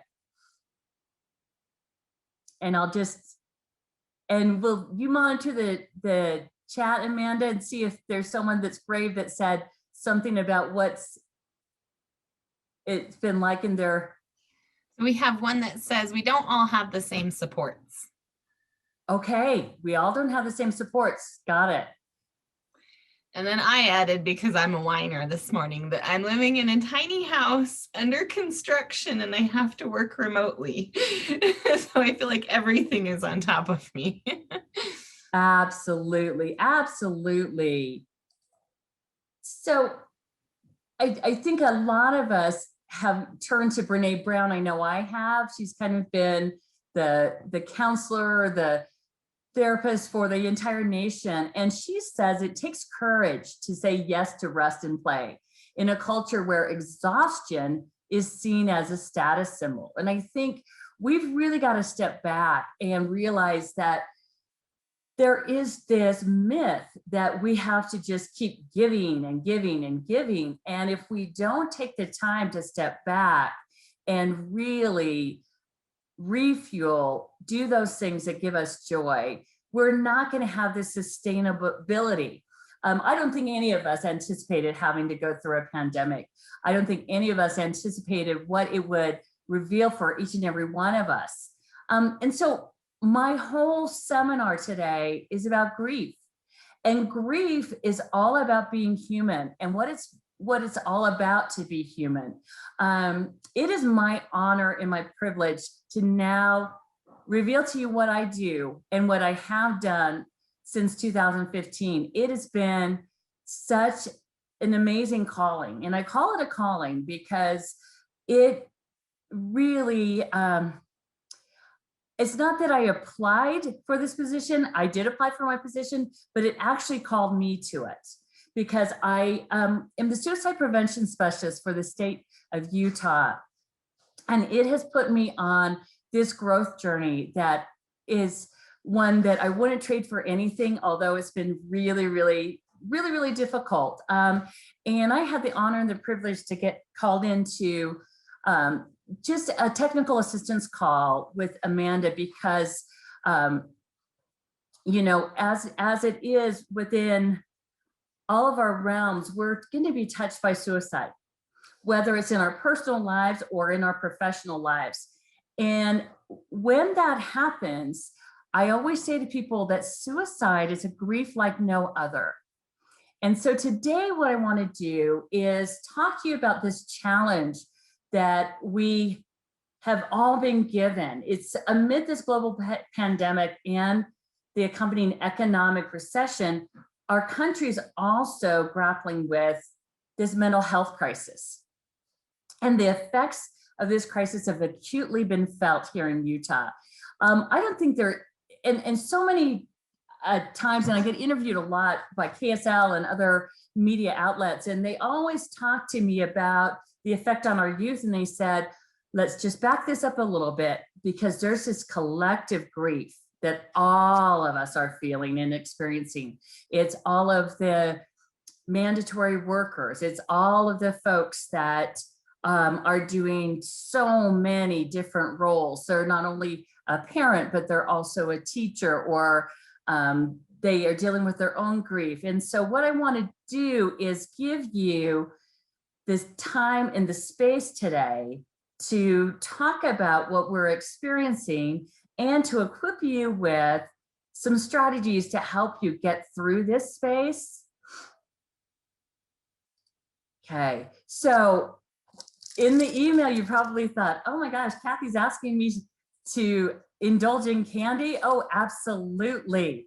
Yes. So if you have your candy with you, go ahead and here's what I did. Okay. So, and my husband's right here and he's going to hear this story, but that's okay. So my husband's retired and I'm busy all the time and I have to just send him away sometimes. And so I needed candy for this activity and I had him go to Maddox. Well, the only Maddox restaurant is in Perry, Utah. So I sent him to Perry and yes, he did come back with some. So mindfulness is key in this time. Mindfulness is that ability to have like a set of life skills, if you will. It's kind of this owner's manual for your brain. And it's a set of maintenance for your brain. If you've ever had too many tabs open in your brain, kind of like your cell phone, and you know in your cell phone, you have to kind of like double click and see all the tabs that are open in your cell phone and close those down. Well, that's what you need to do with mindfulness, is it's just saying, okay, I'm not going to judge that I have like 15 tabs open in my brain. I'm just going to take a moment and I'm just going to shut down all those tabs in my brain and be here in the moment and embrace it and not judge it, but this is what it is. So what I want you to do is place the wrapped candy in your hand. So you imagine that it's something you've never seen before. And so you're just going to kind of look at it. Oh, this is really cool. So I have this really cool candy from Maddox Ranch House, and it's the kind that's covered in chocolate. And then it's mint, because I hide all the mint ones so nobody else can have them, and I have to get them all to myself. So utilize all of your senses. Notice what it feels like. Does it have any weight? How does the outside feel? Is it smooth? Is it rough? Is it soft or stiff? And then I'm gonna just open it up. Okay. How many of you guys? I use my teeth for everything, to open up candy, to open up everything. So this is kind of difficult. I don't have scissors. I'm just gonna use what I've got. Okay, there we go. So, and I'm gonna take the candy out.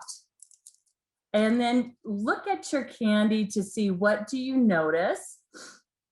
And then here's what so many of us, how many of you just eat without realizing that you're eating?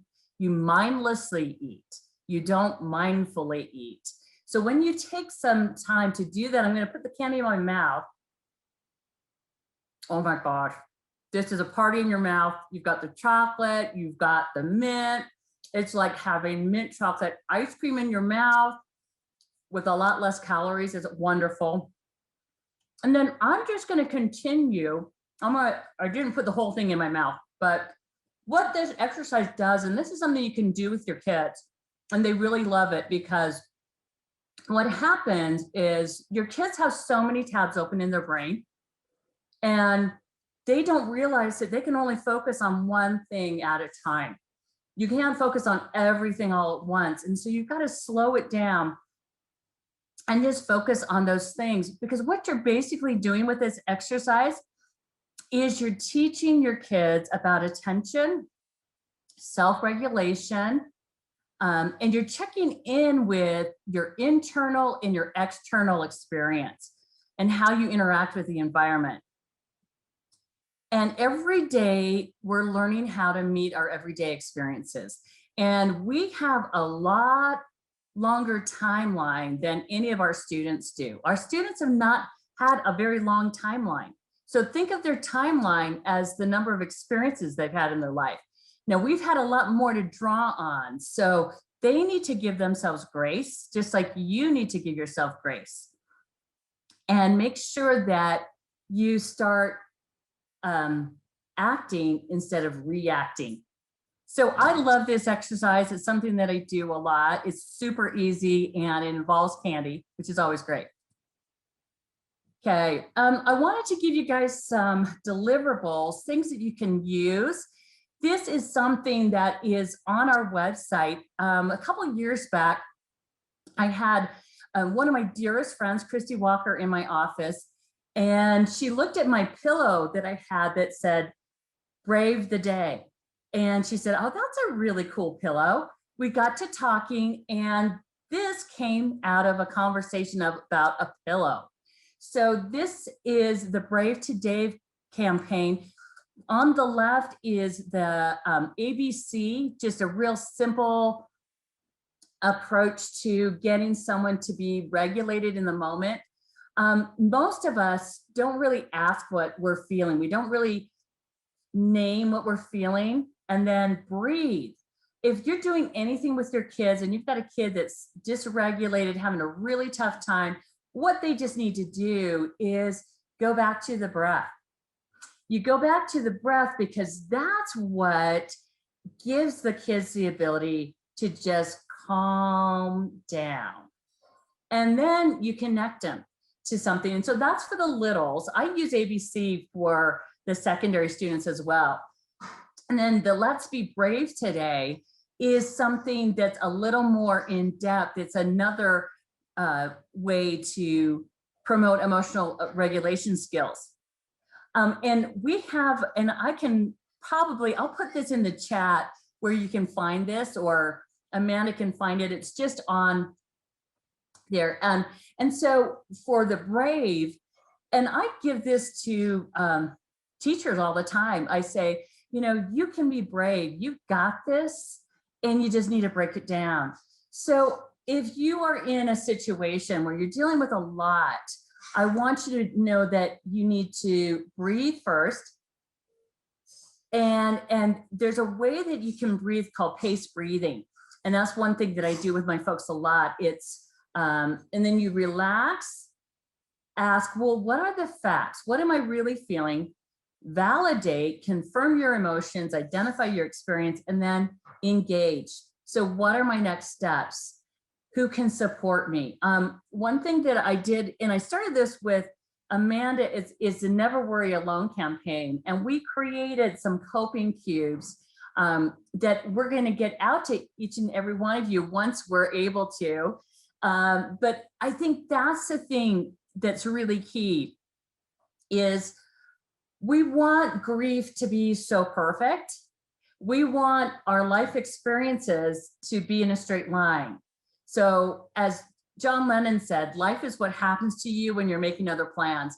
How many of you guys have made this list? You said, I'm going to just do things in this order and there's nothing's going to come up.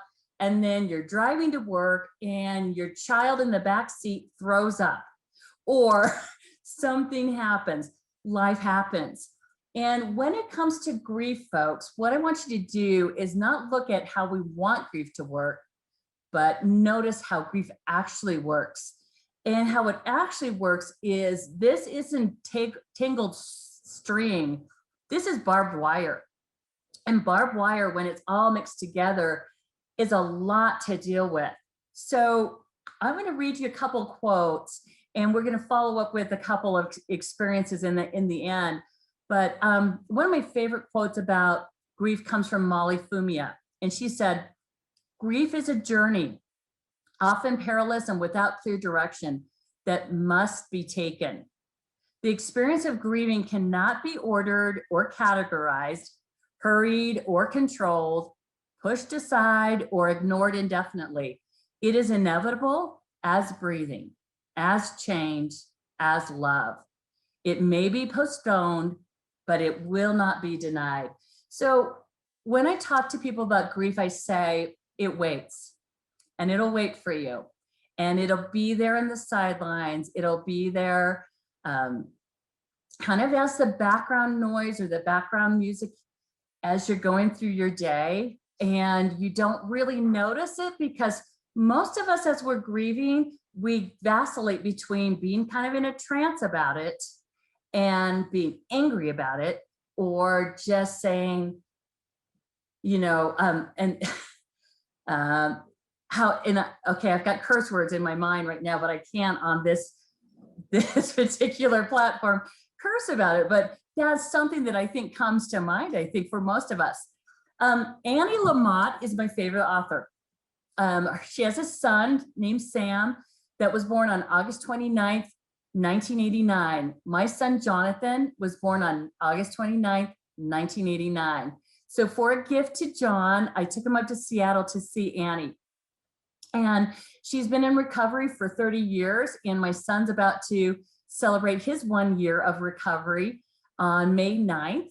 And here's something that I want to talk to you about grief, because grief is not necessarily anything to do with death. Grief is all about loss, and loss takes so many different forms. How many of you guys have been disappointed by somebody, or the student that you thought was going to graduate decided to do something else, and you thought, I put all of this time and effort in. Despite all of our efforts, we really have no control over someone else's life and the choices that they make. We can influence them, but we can't really guide their ship and say, this is the way you're going to do it. We have to let go and be an influencer. So she said, you will lose someone you can't live without. And here's the waterworks, because at this point, you're going to probably think of somebody, as I read this, someone that your heart will be badly broken. And the bad news is that you never completely get over the loss of your beloved. But this is also the good news. They live forever in your broken heart that doesn't seal up, and you come through. It's like having a broken leg that never heals perfectly, that still hurts when the weather gets cold, but you learn to dance with a limp.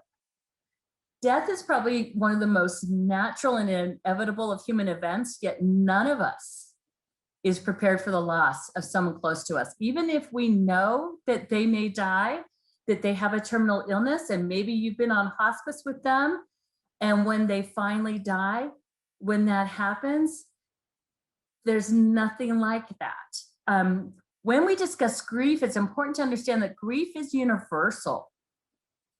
Every person will experience it sometime.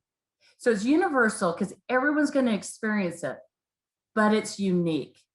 And it's unique in that every person will experience grief in his or her own way. And it's helpful to view grief as a process. It's a process the grieving person experiences over time.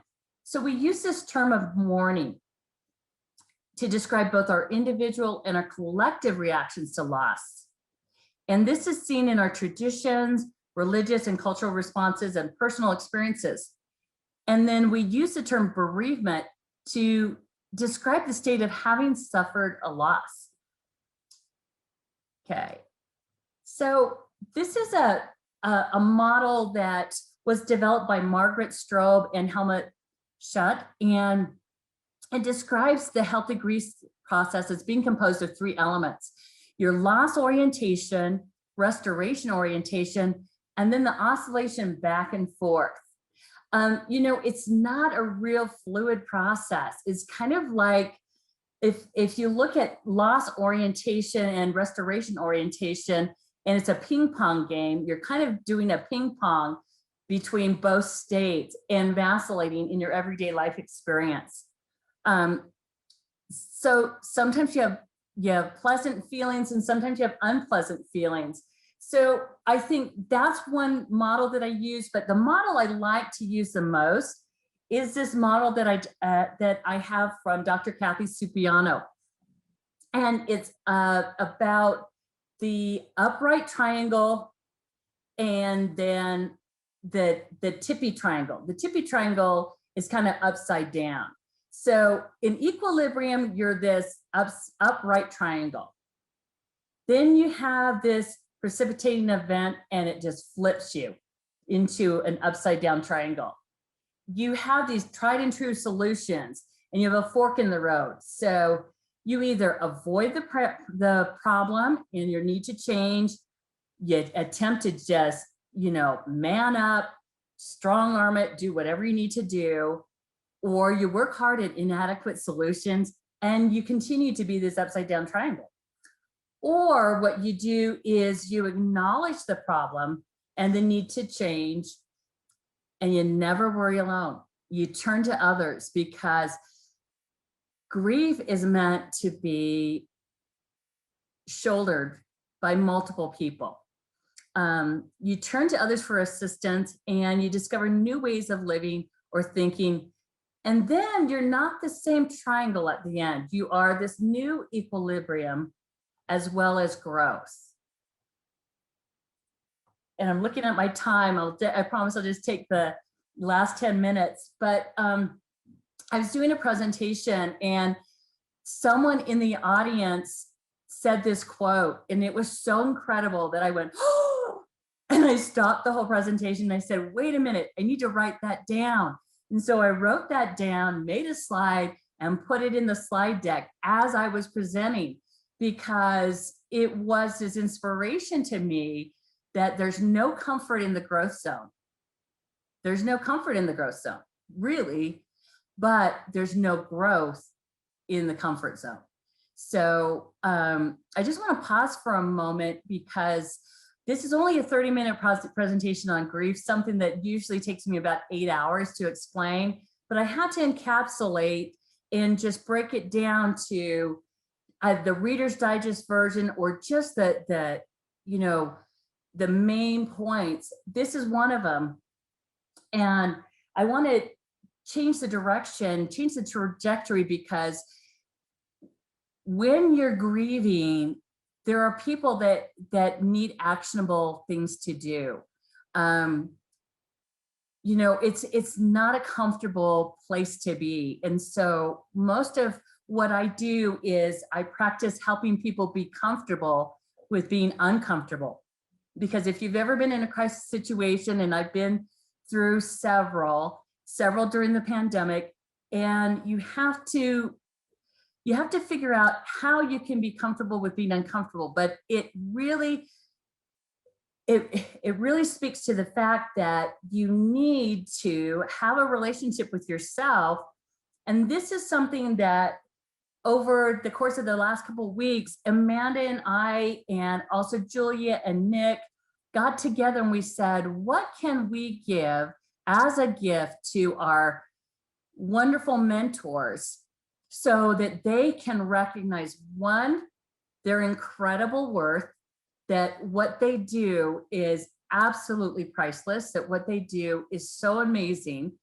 So what we created was the mentor self-assessment. Now I'm going to have you jump in, Amanda, and just talk a little bit about why we created this, how we're going to utilize it.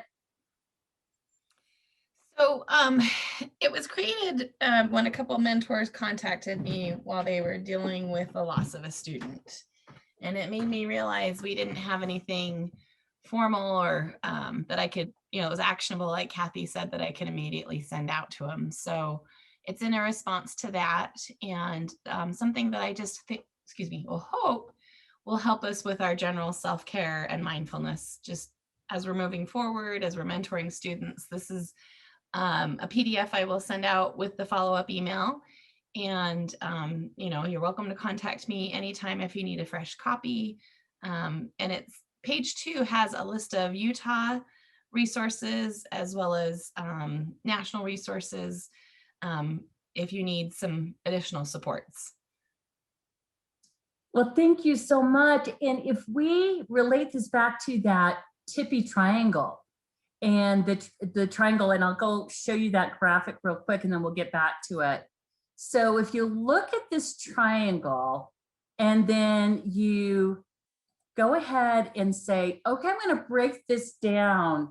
So this triangle or my mental wellness, if you will, it's all about my physical well-being, my mental well-being, and my social well-being. And it's all those three things coming together. And I'm a former science teacher, so of course I love this. This is actually something that the health standards has adopted, the mental wellness, just the wellness triangle.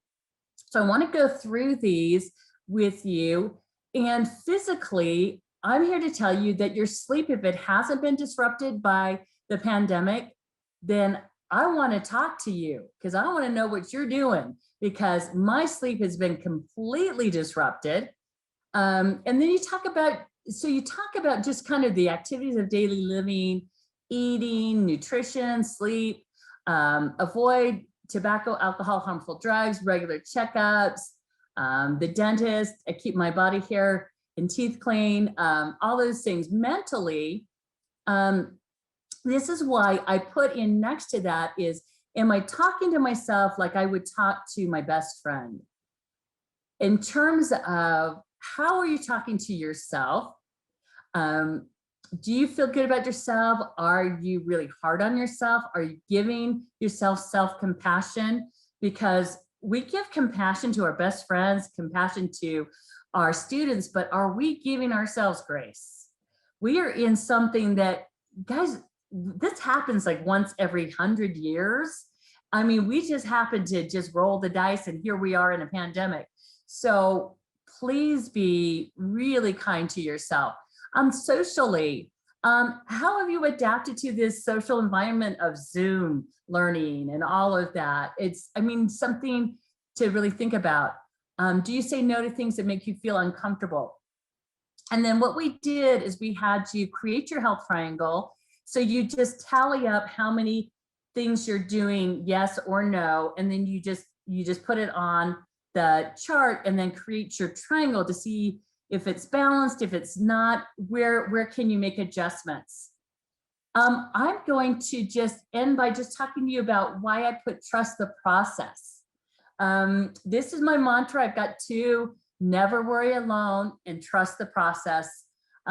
It comes from the rooms. It comes from 12-step. It comes from, you know, being in all kinds of situations. What qualifies me for my work is not necessarily my academic career, but what qualifies me for my work is my experience.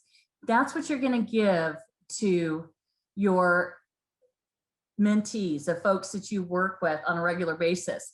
You are going to be that caring adult for them that's going to say, wow, they got through this, because, you know, you need to model for them what they don't believe is possible in their life. So I have a few minutes for questions. You can ask me anything and just put it in the chat. And I'm going to put I can't wink, you guys. I just literally can't, but I have this little emoticon lady that can. So I always end my presentations with someone that can wink, because I just can't do it. And that's the best way to get a hold of me, is just via email. Cathy? Yes. I have a question. This is Amy Norton.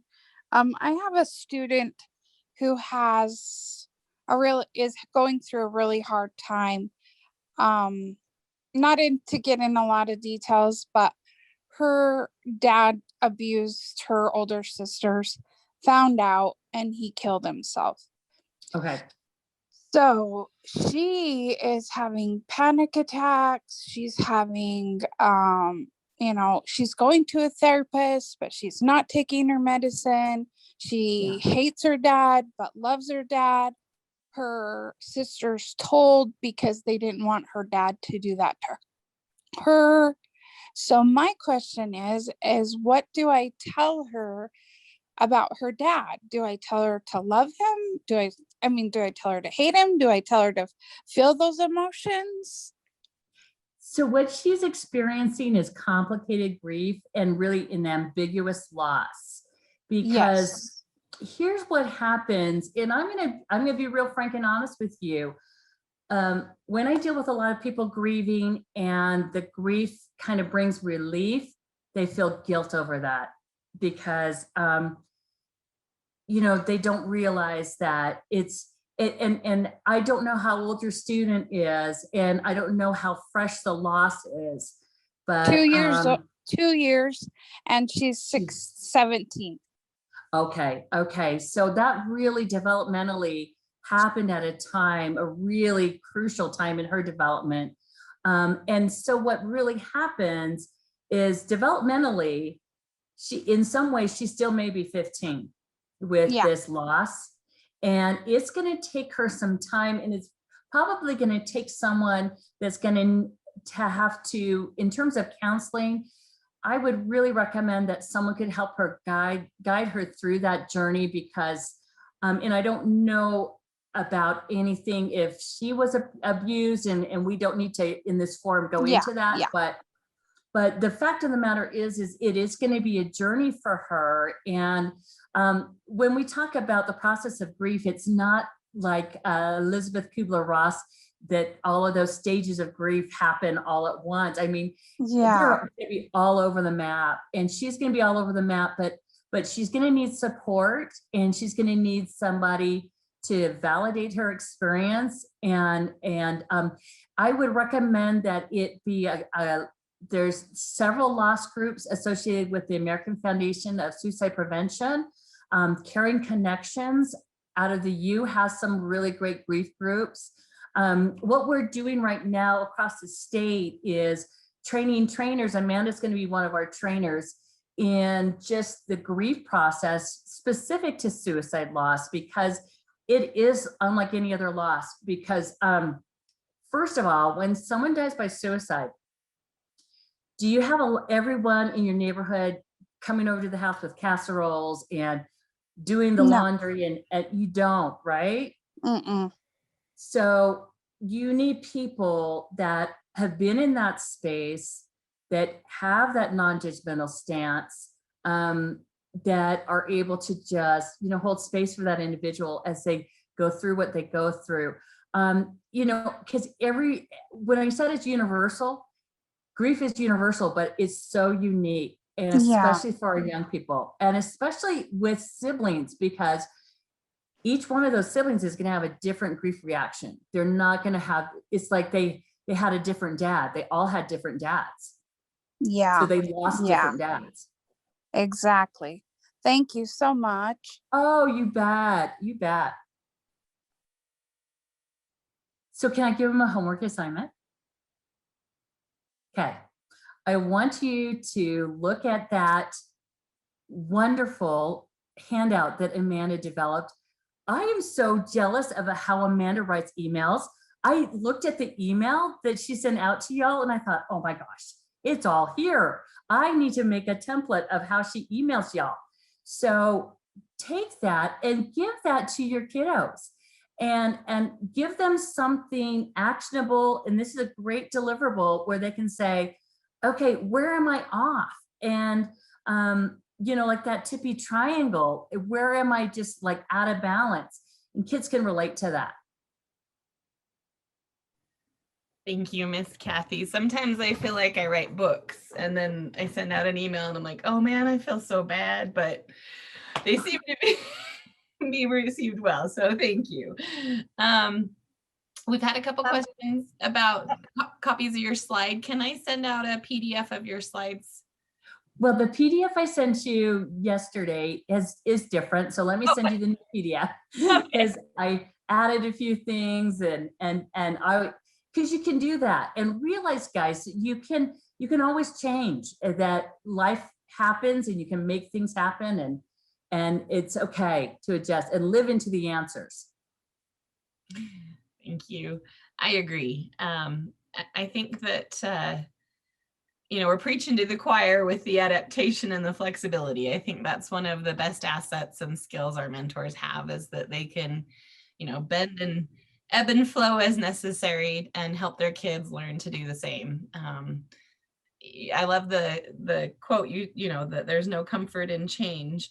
And I think that's something we need to tell our kids. You know, I've got teenagers myself, and sometimes I think we all think life is supposed to be painless, but that's not how life works. So thank you, Miss Cathy, for everything. We are just at, a little overtime. Sorry, I was watching closely and then I got involved. So I'll go ahead and wrap us up for the day. I'll send out everything in a follow-up email. You're going to get two, I think I've decided today. One with everything from Cathy, because she does have some handouts that she's going to give us in addition to the slides. And then I'll send a separate one that has the mentor self-assessment and the post-training survey and some other information in it too. Thank you all for your participation today. I appreciate everything you guys do. And just let us know if there's anything more we can be doing for you, and keep up the good work. We'll see you guys next month. Thank you.